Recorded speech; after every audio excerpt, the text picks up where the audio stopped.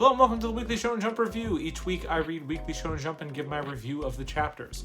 As a reminder of my format, I will provide a brief summary of the series that I read, followed by some quick thoughts about each chapter, and then at the end of the video I will rank all of the chapters as if I am turning in the surveys.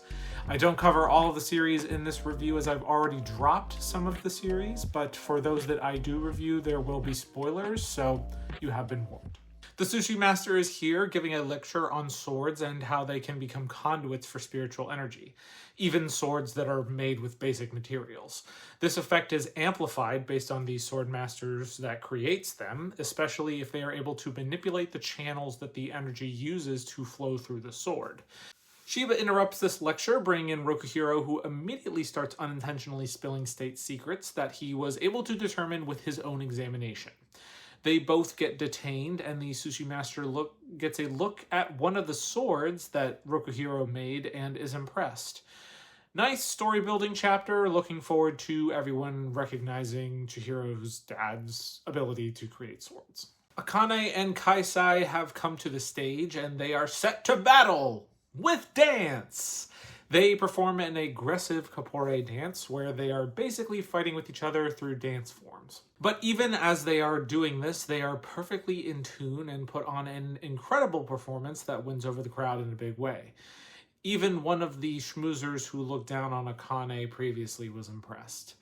Now the gauntlet is truly thrown for the show that is to come in the next day. Super fun and entertaining chapter, and I enjoyed seeing all of the dancing scenes and the differences in the inner monologue between Kaisai and Akane. Always love the hype building of this series, and I think this chapter was another good example of that. Descartes is left with the Octobomb, who comes to the realization that he needs more time to sort out his thoughts from Chrono Weaver's death. So he asks Descartes to acquire him to stop him from warping out of existence. Descartes obliges, but that leads her to pass out from exertion. Luckily, our boy Ichi is flying in on his broomstick to save her. The mission is a complete success and ends with a rundown of everybody's status.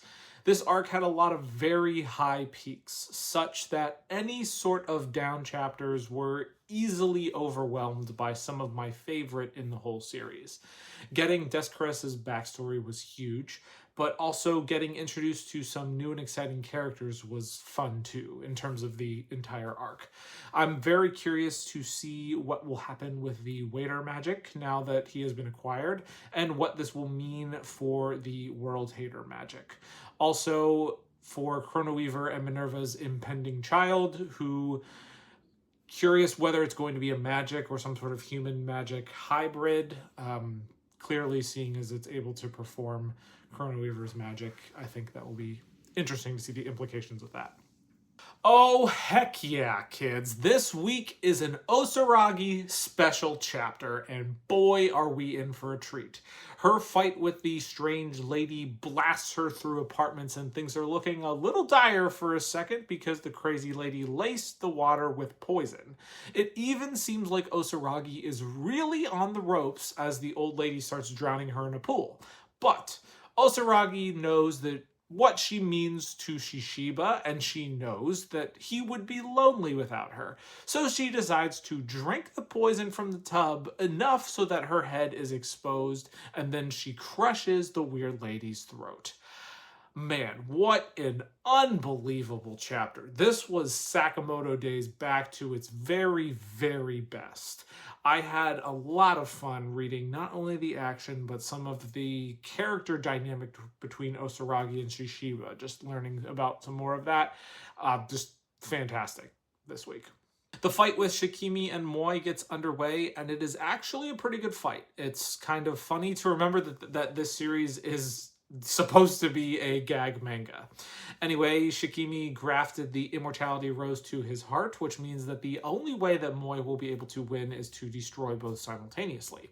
Moi punches right through Shikimi, but it turns out this was his plan all along, and he's going to try to trap him and Moi inside of a cocoon.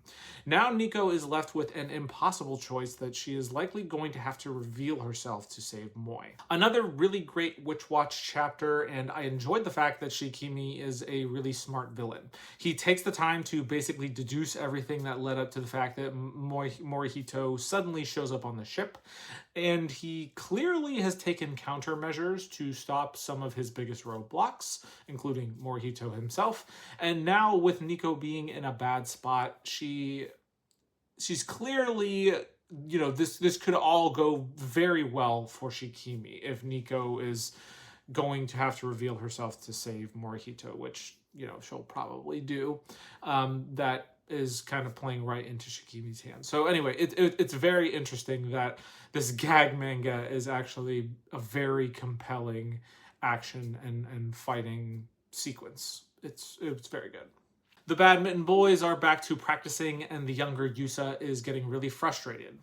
He's upset that he can't measure up to his brother and is annoyed that he is selected to give an interview to a reporter.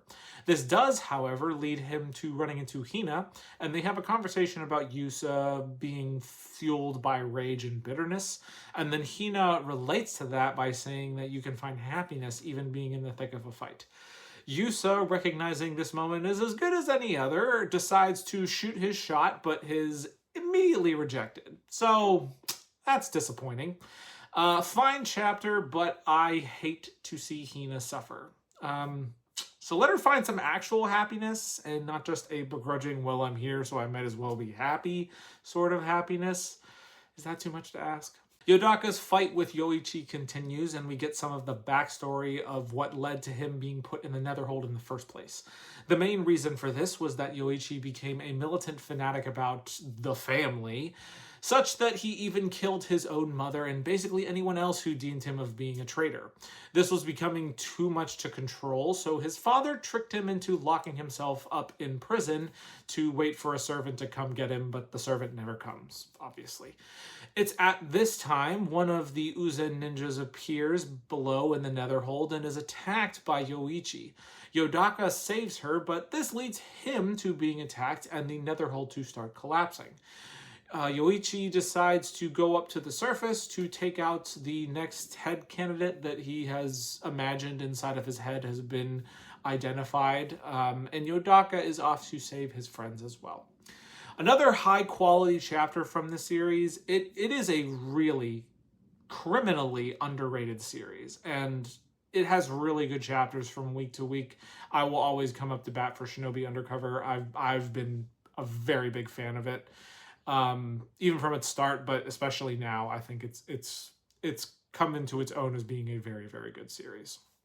The prompt for the show this week is a summer festival filled with impatient people. And Mame is so locked into researching for his prompts that he just straight up asked Mizuo to a summer festival together. Only afterwards does, he start to get self-conscious, and he even decides that he's going to wear a yukata because he's like, this is kind of like a date. When he gets there, Mizuo is working a stall, but it works out so that she can also wear a yukata and they can go around the festival together. They have a really fun time with a lot of cute moments, and they're about to go see the fireworks when they get separated. Is this going to be a handheld moment? Nope. Mizuo gets captured by the crowd, and Mame instead grabs a Gramps hand instead. I love this chapter. It got a lot of good giggles and just general cuteness for me. The story has now shifted over to Shishido and Bobo's fight, and they go back and forth for a while until Bobo stands up after a big attack from Shishido, who was hoping that would keep him down. Bubsy tries to subdue his own son, but he is not strong enough and is defeated, which leads Bobo inheriting the crown and becoming a great demon lord. So, yep, the gang is going to have to stop this dude's version of love, which is basically killing everyone because, losing weak people makes you sad. So that's a yikes. Oh, hey, everybody, remember, Kana is here. Yep, she is also involved. Did you forget? Well, she didn't, and she is inserting herself back into the conversation. And she even points out that she was the one who got the plot moving. So, we do have to give her points for that, because that is true. Himari is starting to have doubts about the month competition to win the boy, but Kana and Himari come to the realization that they need to keep on fighting for the sake of their love. Because obviously they know that if they were the first girl, they would win, so maybe they can beat the childhood friend who isn't really a childhood friend to the punch and win the boy. Kana's next gambit is to have Iomori help her move, so look forward to that coming up. Another nice chapter where people actually, talk about stuff rather than just holding it in, so, that's nice. It's just becoming nice to read. Sometimes this series has been a slog, and it's not. It's just, it's nice. Alright, so there's a fight between the bad mages and the human non-mage fighting force. Some of them have guns and some of them have swords, but the bad mage gets a big sword gun and starts shooting off blasts. But then Osoiga comes in to save the day because now he's got a big blast of his own. Hooray! Yeah, this chapter just felt really boring. I didn't think that the writing was very inspired. It's definitely lost the spark that it had previously. I'm sure we're close to the end now. If not, we should be. I give it maybe 2 more chapters to live. Shuli is learning his multiplication tables and finally was briefly turned into a dog. It was kind of cute, but it was strange. But we don't have much time to spend on fun because Haiji is being contacted to help with a very rare and difficult heart-related surgery. I am again impressed with this series' strict adherence to a more realistic setting and tone, as the seriousness of the surgery is not played down at all. And Haiji's abilities as a doctor are not at all over-exaggerated. In fact, the other time that he performed this surgery, the patient died. And it goes out of the way to say that he's human and he's not this, super powerful being. This chapter had a lot of heart to it, much like this series, so I'm really enjoying reading it. I do wonder if this series can survive in this magazine. Not because it's not good, as I just said, I liked it. I just don't know if the target audience is like, hey, I'm also into this too, because if you put this thing next to some of the other things, which is next to Sakamoto Days, it's totally different, and it's not what you'd normally expect in a Shonen magazine. I really hope that they keep it this way and don't try to be oh, let's turn it into a battle show. It doesn't need to be that. I mean, he can fight, so you can go there at times, but it doesn't need to be oh, we have this super big bad guy now. It's no, it's just have him go around helping people. I think that's fine. As if we didn't have enough characters, now we have 2 more. One of them is another sexy lady, and another is a, hey look, it's a rival character. Can you all see that this guy is a rival yet? Yeah, a little overly telegraphed, maybe. But we learned that there are other guilds, and that this one is a big ol' super guild that is, next to the startup guild, and the startup guild is trying to get in on the turf of this super big, mega guild. Kinato does his thing to one of the suits of armor, and we learn that it was actually created by the missing person that they are looking for, and Kinato can use his magic to help find the genius inventor's location. Fine chapter.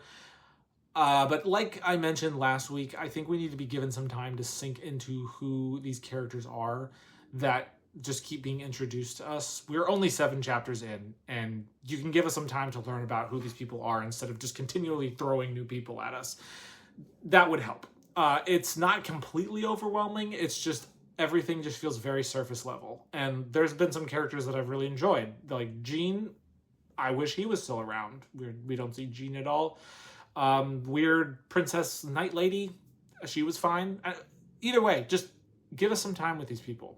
You're not letting us breathe. Just please let us breathe. Mikoshiba charges in to get some data on the flying enemies. They appear to have some sort of automated defense system pattern, as they don't attack anything farther than a certain distance away. This means that the gang will use that to their advantage and only attack from afar. Luckily, one of the crew is able to use a sling and will use that for the long-range attacks. This will knock them down to the ground for Mikoshiba to pull out some serious wrestling moves to take them down from there. Mostly a setup chapter. It was okay. Nothing too great. And that's it for the chapters this week. Rankings are coming up above my head now. So we had no One Piece this week, which means a shakeup at the top. A lot of transition chapters, seemingly in this week's magazine. But we had a couple of strong showings from chapters that usually are lower in the rankings. In particular, I'm looking at Witch Watch and Sakamoto Days at the very top, with Someone Hertz and Underdoctor at more of the mid-tier series having good chapters. And I think that we have at least one series that it's gonna be gone soon. I don't know about the series that I've already dropped, which those ones should already be gone. But you know, there's Mage Next Door. Their days are numbered. That's it for me. Thank you for watching this video. Hope to see you in the next one.